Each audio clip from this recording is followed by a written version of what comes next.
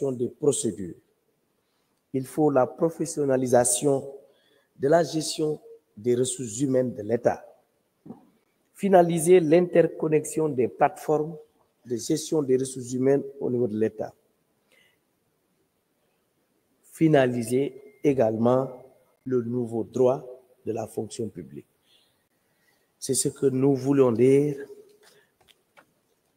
pour ce qui concerne le ministère de la fonction publique et l'impact budgétaire de ces revendications. Le ministre en charge des finances reviendra sur l'impact budgétaire. Merci de votre aimable attention.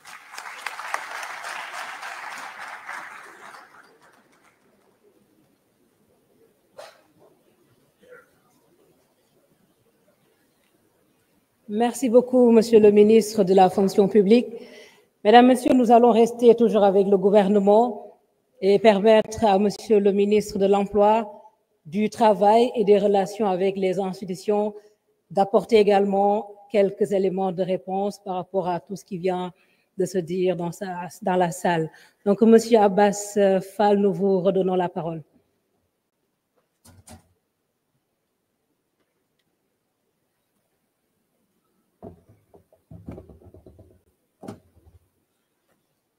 Merci Aram. Permettez-moi, Aram, de prendre 2 minutes de mon temps que vous pourrez déduire de la présentation. Parce que tout à l'heure, je me suis exprimé en français, mais je n'ai pas eu l'occasion de m'exprimer aussi en Wolof. Pour que les Sénégalais qui nous suivent un peu partout puissent comprendre les enjeux et l'importance de cette rencontre.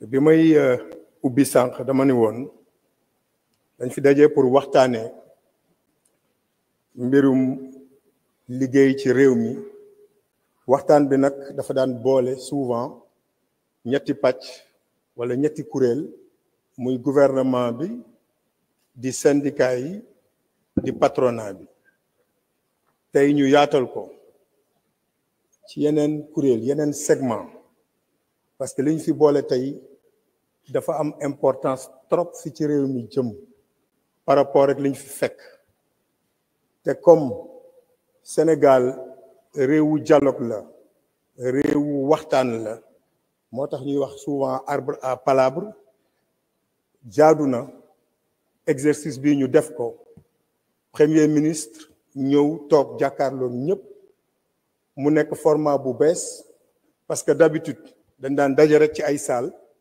réunion génn def point de presse lu bari lañ daan waxtaane ci salle yi sax daawuñu ko dégg tey format bii nga xam ni moom le premier ministre wax ñu doxale ko muy format de transparence et de vérité devant tout le monde dégg ngeen syndicat yi taxaw nañu wax télé ak rajo yëpp di leen déglu Sénégal yëpp di leen déglu premier ministre toog loolu gëj na am Sénégal ci salle yi rek la leen daan toog beneen bi mooy salle bi ubbil nañ ko tous les Sénégalais am na ñoo xam ne sax xëy na lii ñuy waxtaanee fii tey concerne leen ba ñu ngi toog ci salle bi di tàccu loolu lu bees la Sénégal et devant le premier ministre et devant tout son gouvernement donc dañ fi dajale tey mooy ñu waxtaane tolluwaayu réew mi diggante ñi nga xam ne tey ñoom ñoo ŋànk économie bi ñu ne il faut que ñu am stabilité maanaam lépp dal parce que amoon na pacte bu fi nekkoon pacte boobu def na fukki at nag bu jotee war nañu taxaw def seetlu ne lii lañ jot a def lii jotuñu koo def naka la ñuy def ba loolu yëpp yemb ñu toog ñu waxtaane ko parce que fi ñu jëm muy li nga xam ni programme bu ñu teg muy agenda de transformation Sénégal 2050 mënuñu koo liggéey te ànduñoo dal boobu nag liggéeykat yi ñoom ñoo koy sooke patronat bi da koy sooke état bi di ko sooke te ñooñu ñëpp nag benn pàcc kese moom moo ci nekk am importance mooy li ñuy wax capital humain nit ñi daan ko wax personnel mu jógee ressources humaines léegi ñu ne capital la comme capital financier bi nga xam ni moom la entrepreneur bi di def pour développer réewam pour développer entreprise am Sénégal ne sama njaboot doomu aadama yi fi nekk capital la ñu ñoom tamit dañ leen war a jël ñu participer ci li nga xam ni moom mooy soppi Sénégal ci loolu moom moo ñu fi boole waxtaane ko fexe nag ba ñun ñëpp ñu xoolandoo benn boor syndicat état patronat ak yeneen segment yi xoolandoo benn boor yéekatandoo dóorandoo te boobaa bu ñuy dóor nag du ñu gëmm incha allah. ma ñëw nag maintenant je vais venir Aram ci sur l'état des lieux ici des revendications syndicales. Je vais faire un petit blending damay jaxase olof bi ak français bi pour que ñun ñëpp ñu bokk comprendre ndoo ko. État des lieux des revendications syndicales, il y a beaucoup de choses que nous avons effectivement entendues de la part des syndicats. Mooy fi ñu fekk revendication yi. Présentation nag bi ñuy def c'est d'une part sur les cahiers de doléances 2024 qui ont été remis au président de la République le 1er mai 2024 maanaam préoccupation yi nga xam ne moom la syndicat yi am ñu dëxëñ ko ci li ñu tuddee cahier de doléances jox ko le président de la République donc le 1er mai 2024 mu porté ci ay revendications yi nga xam ne def nañ ko dans ce qu'on appelle une plateforme minimale maanaam dafa am benn plateforme boo xam ne yaatu na mais dañ ko résumer dugal ko ci benn plateforme minimale loo xam ni mënta ñàkk. loolu yëpp nag ñu def ko genre synthèse et répartition des cahiers de doléances. Il y a eu 21 cahiers de doléances par 25 centrales syndicales. 14 thématiques recensées maanaam fukki pàcc ak ñeent yoo xam ne moom moo gën a solol centrales syndicales yi ak patronat bi ñu dëxañ ko ci 22 départements ministériels concernés maanaam ñaar fukki ministère ak ñaar liggéey nañu ci lii parce que bu leen fàtte ni revendication yi dafa laal ministère yu bari. Am na aussi plusieurs entreprises interpellées maanaam administration du travail en même temps que syndicat yi boole nañu lu mat entreprise excusez-moi y a pas le nom ici excusez-moi y a plusieurs entreprises maanaam am na ëttu këru liggéeyukaay yu bari yoo xam ni interpellé na leen ci ñoom daañu ci egsi. Maintenant thématique yooyu ak doléances yi ñu doon wax mat nañu fukk ak ñeent mooy le coût de la vie parce que dégg ngeen syndicalistes yi ñu di ko wax nee nañu dëgg la nañ leen yokkal seeni salaire waaye tamit nañu wàññ dundin bi ak situation réew mi fu mu nekk je pense que loolu c'est l'occasion d'en discuter. Rémunération dans la fonction publique loolu duma ci sore mon collègue Bokal en a parlé tout à l'heure. L'élaboration ou la finalisation des textes législatifs et réglementaires maanaam am na ay textes yoo xam ne ñu ngi ciy liggéey am na ci yoo xam ne sax mu ngi ci circuit bi yii jëm ci droit du travail yii jëm ci code de sécurité sociale yooyu dinañ ci ñëwaat. Mu am la promotion de l'emploi parce que xam ngeen ni ministère bu bees la boo xam ne dañ jël emploi daal di ko ci dëxëñ am na ay points yoo xam ne incha allah dina ñëw ci présentation bi ci mbirum naka la ñuy def ba emploi xaw a yaatu ci réew mi. Je rappelle que le ministère de l'emploi ne crée pas l'emploi, il travaille à la promotion de l'emploi. Sans compter effectivement bu ñu jëlee état bi rôle bi nga xam ni moom da ko ciy jël en tant que employeur. La protection sociale et les conditions de travail loolu bokk na ci li gën a intéressé effectivement syndicats yi ak travailleurs lu mënti am muy cherté de la vie muy revendication salariale lépp mu ngi jëm ci protection sociale et conditions des travailleurs. Ci loolu am na benn code de sécurité sociale bu bees boo xam ne incha allah buñ ci eggee di ngeen gis ne gouvernement bi bëgg na jël en charge ces questions-là à travers des textes. Le renforcement du dialogue social et la promotion des négociations collectives. Effectivement, yi syndicalistes yi am na lu bari luñ ci wax ci côté boobu fexe ba nit ñi ci biir entreprise yi feneen ñuy toog di waxtaan. Beneen bi c'est le respect des droits fondamentaux du travail. Loolu moo tax ñu ne code du travail bi yàgg na am na ci yoo xam ne sax daanaka point yoo xam ne biñ ko ci defee boobu ñun ñi ñëpp juddooguñu defe naa war nañ ko xoolaat te dinañ ci ñëw ci tout à l'heure ci li nga xam ni prévoir nañ ko ci def pour le respect des droits fondamentaux des travailleurs. Éducation nationale, enseignement supérieur, dégg ngeen waa SAES dañu wax dégg ngeen aussi les représentants des étudiants li ñu wax xam naa ni premier ministre dina ci ñëwaat tuuti suñu rakk yi nga xam ne ñu ngi ci enseignement supérieur dégg na lañu wax mais dégg nañ aussi l'élève Awa Fall Kane li mu wax te incha allah daañu ci góorgóorlu. L'autosuffisance et la sécurité alimentaire waaw yooyu aussi bokk na ci li nga xam ni centrale syndicale yi boole nañ ko ci li nga xam ne war nañ ci mën a liggéey. L'agriculture et l'élevage, l'agriculture avec un grand A qui va tirer notre économie dinañ ci waxtaan. Les politiques énergétiques naka la énergie sakkan ci réew mi mais à coût acceptable parce que loolu dina permettre c'est vrai au-delà de la consommation mais xam nga ni l'énergie fait partie des coûts de production te nu mu gën a yombee rek gën a développer entreprise yi gën a permettre entreprise yi ñu wàññi seen charge ba pare xëy na gën a mën a recruter wala jël en charge les préoccupations des travailleurs. L'innovation, l'infrastructure loolu aussi bokk na ci thématique yi nga xam ni syndicats yi ñëw nañ ci. Innovation avec le New Deal technologique, je pense que l'économie numérique va se développer dina am yeneen forme d'emploi yoo xam ne dinañ ko mën a créer. Maa ngi doon tooñ le doyen Cheikh Diop mu doon wax naan syndicats yi bu ñu adapté wu wala travailleurs yi bu ñu jéemul adapté wu avec l'ère des technologies de l'information et de la communication avec le numérique, certains travailleurs devront disparaître. Nee na ma rassuré ko ne ko les travailleurs resteront toujours là mais dinañ leen former ñu adapté wu à l'évolution technologique. Maintenant suivi du cahier donc des doléances naka lañ ci liggéeyee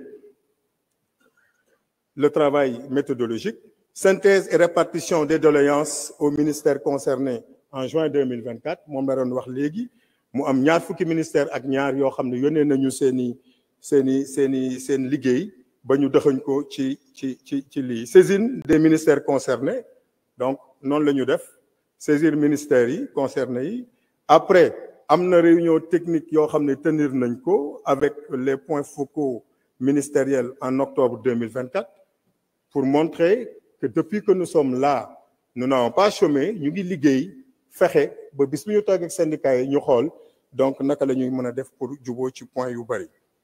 bi ñu jógee ci réunion boobu ñu dem ci élaboration du pré-rapport général sur le traitement des cahiers de doléances. Pré-rapport la après bu ñu paree ñu waxtaane le rapport définitif. Rencontre entre le ministre et les centrales syndicales les plus représentatives le 30 juin 2025. Donc le dialogue n'a jamais été interrompu. Mon prédécesseur, je crois, avait établi le dialogue. Man bi ma ñëwee le 9 janvier, le 30 janvier, 3 semaines après, je vous ai reçu au ministère pour ñu waxtaan et je crois que c'était les 4 centrales les plus représentatives. Donc c'était le 30 janvier 2025. Après maintenant, il y a eu une réunion de partage du pré-rapport avec les centrales syndicales le 23 décembre 2024. Bu ñu jógee ci loolu maintenant ñu dem ci doléance de la plateforme minimale loo xam ni xëy na mënta ñàkk mënuñ cee bañ a taxaw def ci waxtaan mooy le respect des libertés syndicales et la protection des travailleurs. Doyen Cheikh Diop wax na ko tout à l'heure am na ay entreprises yoo xam ni ñoom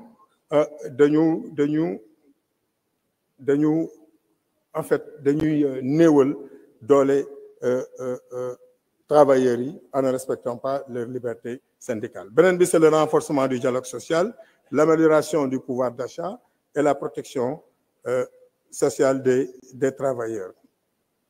Maintenant, synthèse bi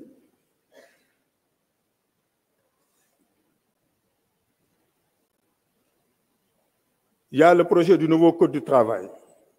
Bu am yenn innovation yu ñu mën a partager ak yéen, le renforcement des pouvoirs de l'inspecteur du travail, le renforcement de la protection du travailleur temporaire, le renforcement de la protection du travailleur en chômage technique, la restauration de l'arbitrage et de la médiation, l'introduction du télétravail, la protection renforcée des travailleurs handicapés. Loolu bokk na ci li nga xam ni donc liggéey ñu ngi ci liggéey. L'élaboration aussi des projets d'arrêté pour améliorer les salaires des domestiques et gens de maison, les travailleurs agricoles et pour la suppression des heures d'équivalence dans le secteur de l'hôtellerie. Loolu yëpp syndicats yi wax nañ ko. Pour aller plus vite, ñu dem sur les libertés syndicales et la protection des droits des travailleurs. Ñaata contrôle d'établissement la ñu def? Il y en a eu en 2024 5402. En 2023, il y en avait 5275. Toujours dans cette même rubrique, respect des libertés syndicales. Élection des délégués du personnel. En 2024, il y en a eu 292. En 2023, il y en a eu 254. Comité d'hygiène et de sécurité de travail, toujours. 2024, on en a installé 86. En 2023, c'était 62. Le contrat de travail aussi yokku nañu. En 2024, il y a eu 77 870 contrats de travail qui ont été enregistrés. En 2023, 61 000, donc 36. Bu ñu ñëwee sur les libertés sur les libertés syndicales. Pour le nombre de conflits individuels, il y en a eu 3 960 en 2024. Conciliation suite aux conflits individuels en 2024, 2249. Non-conciliation, 1711, dont 719 transmis au tribunal du travail. Montant des transactions au profit des travailleurs, c'est 9 482 909 francs CFA. Loolu jot nañ ko seetlu ci liggéey bi ñu def. Formation des acteurs au dialogue social, loolu aussi am na lu bari luñ ci def. Amélioration du pouvoir d'achat aussi avec l'évolution du SMIC, am na luñ ci def. Ngeen baal ma maa ngi temps bi moo ma xaw a xoj moo tax doo mën a dugg ci détails yi. Amélioration du pouvoir d'achat, évolution des salaires catégoriels dans le secteur privé.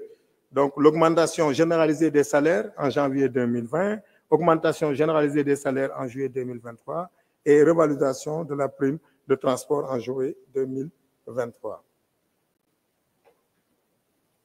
Amélioration du pouvoir d'achat au niveau des collectivités territoriales. Je pense qu'on a écouté Monsieur Sylla. Am na loo xam ni Monsieur Sissoko, excusez-moi. Donc am na loo xam ni le ministère de la fonction publique jot na ci wax.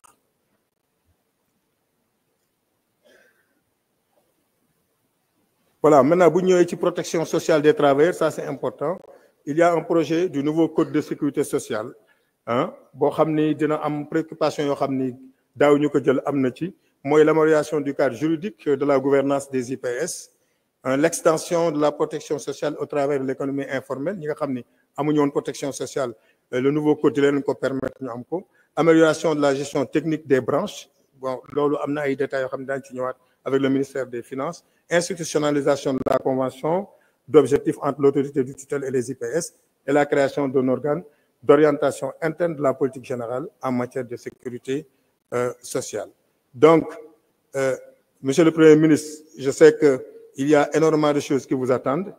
Le reste, peut-être de la présentation, surtout, dinañ ci xëy na ñëwaat bis bu ñu gënee toog waxtaan parce que tey ubbi la rek mais li ci gën a bari mooy bis bu ñu toogee di waxtaan ñun ñëpp daañu xool li nga xam ni état bi jot na ko def en matière donc de respect de certains accords ak li nga xam ni jotakuñ ko def bu ñu toogee daañu ci waxtaan incha allah pour que lépp ñu mën ko jëmmal